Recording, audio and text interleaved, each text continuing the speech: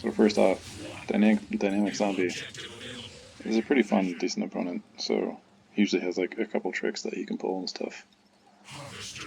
So right there already, I try to not engage in that first rifle battle unless I know I'm gonna win it or if I'm gonna be like very close to tying.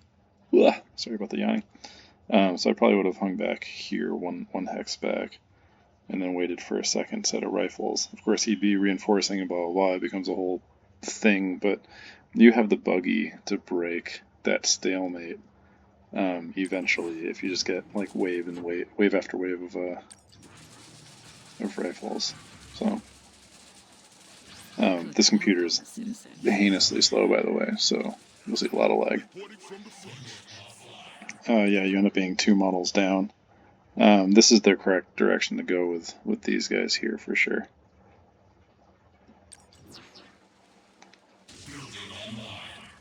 The thing that I don't think correct is here is to I think you should make your other unit.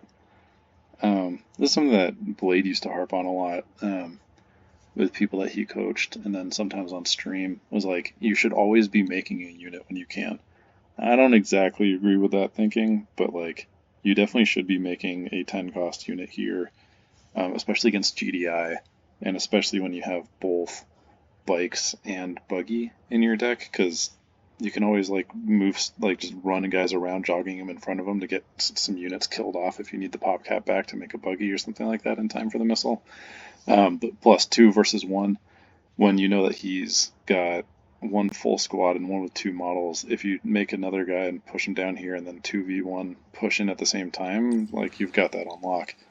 Oh, I would recommend doing that instead of waiting. Then also going bikes is a weird look. Like, so he ends up going, that's a pit bull there, right? So, like, it ends up not being the worst, but, like, I guess that's another advantage of having gone another set of militants. You would have had a chance to see that this guy was coming, and then you could have gotten out a set of lasers to kill it off with a really strong counter. I would have gone buggy instead of bikes here, just because it's more versatile, and it also addresses what's on the field at that time. You don't exactly know what's coming, but still, I mean, bikes are never a horrible bet, but like, I probably would have gone buggy there. It's a good job jogging those away in case he was focused on them. He wasn't still. Here come the lasers. Lasers kill off that rifleman.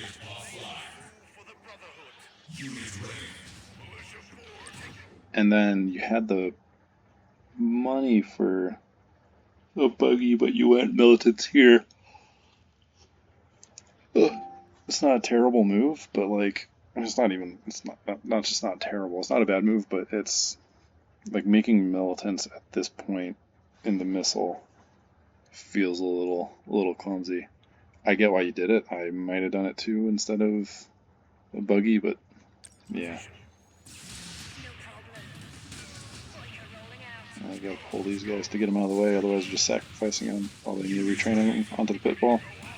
So those lasers could have been retrained onto the pit bull to at least do something meaningful for damage there, but also pulling them away and getting the militants in, or getting something in there just to be able to stop them from getting lost for nothing. That was a good deal pulling that buggy down. Obviously, you followed up with a pit bull, but that was a good bit of micro leading with the buggy before the militants, so that his rifles would be focused on you. That was a good job. I probably would have pushed that buggy up there to support your militants in this fight, because your buggy shooting that pit bull is not really doing anything. But also, yeah, these guys are already on the move, but yeah, obviously you need to secure that pad before he starts jogging his pit bull around and blocking you out. Here, okay, knowing that you're going to go tank, here I think the move would be, and especially with these guys on the move, I think, yeah, you got enough time. So as these rifles start coming in, you should take these militants, push them up to this pad, and you'd have the tank coming in to kill this guy in time. I mean, these militants aren't going to be able to kill his rifles, right? So, and they're not even shooting him. But like, you'd be able to go up there, you'd be able to defend against his missiles and scare him off. You'd be taking at least better control of this pad, and then these bikes are free to run around being a pest and back up this middle pad. So you'd have Bike, Scorpion down here, militants up there. I kind of like that better than what we're seeing. I know you end up taking this missile, but still.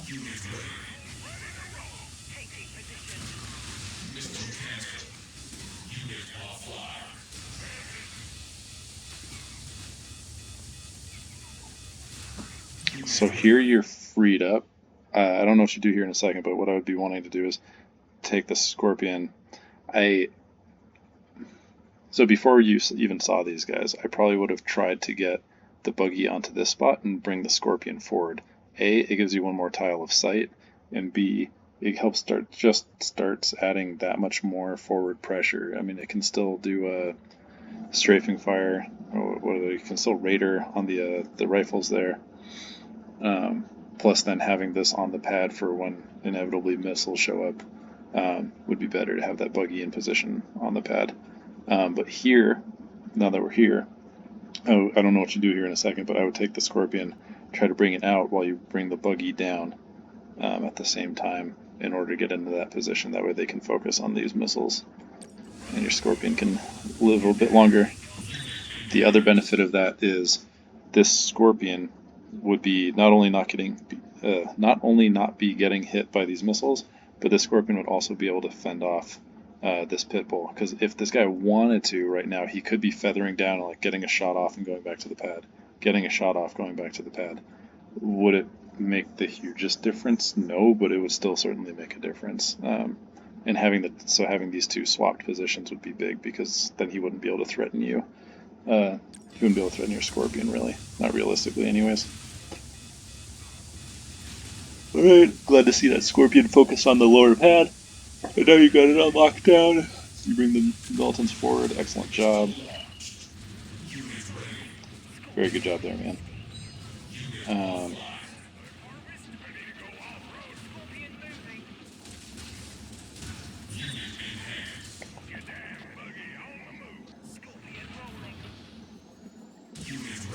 So I would be taking this. I would have sent a buggy, whether it's this one or a new one. Like, if you wanted to kill this off, I would send this down there, because maybe he would see it, maybe he wouldn't. But that Pitbull had such low HP, I probably would have sent a new buggy down to it, or maybe even a new set of bikes down to it to kill it off. And be moving the tank forward, because this is shooting at the missiles. You'd have the other buggy, as soon as it kills that Pitbull, be shooting at the missiles. Just ignore all the drones, and then take this and start applying pressure forward to his Harv.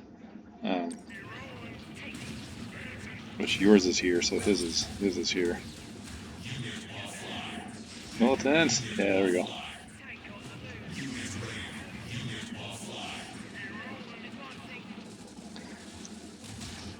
Good job making those extra buggies to help. I mean, they're very diverse. You do know that, I mean, if he's got missile, Pitbull, drones, he's pretty much going to have Orca. So you know that an Orca's got to be coming at some point. So like, maybe one of these should have been lasers. It also would have been more robust against Pitbull. Of course, buggies are more robust against drones,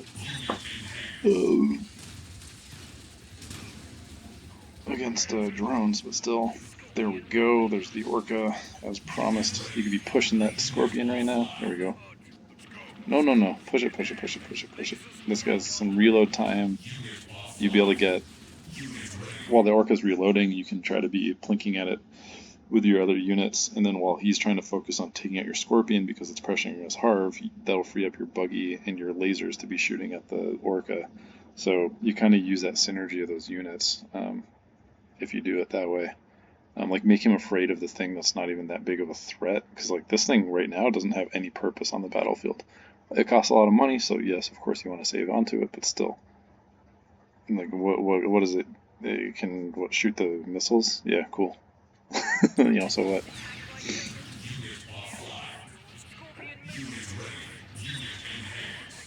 I think that's a little maybe premature or overzealous with the charge on the militants there.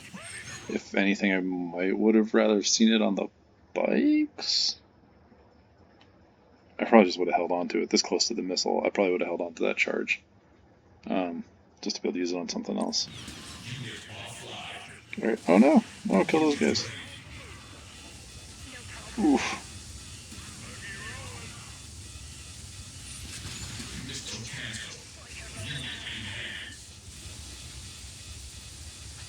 Good night to that orca. Good job with that little feint there. That was really good. Yeah, so that's one thing here on a map like this. You often want to push this guy a little bit forward, so that way he's like able to take on any incoming air units as they're entering the pad, rather than like this, where they've got to get all the way onto the pad first. And that is the match. That should be the match. That is the match. Certainly news. So yeah, hopefully that helps. A lot of little micro-y things, pressuring the Harv, just because like when you're free to, you can draw his attention towards it, and he definitely has to pay attention to it that close to the pad. Like, there's no way you can have a Harv that's so close to a pad and just not try to defend it. If you were especially attacking it with a Scorpion. So yeah, man, good job all in all. Of course, you got the win. You did a good job. It was a well played match.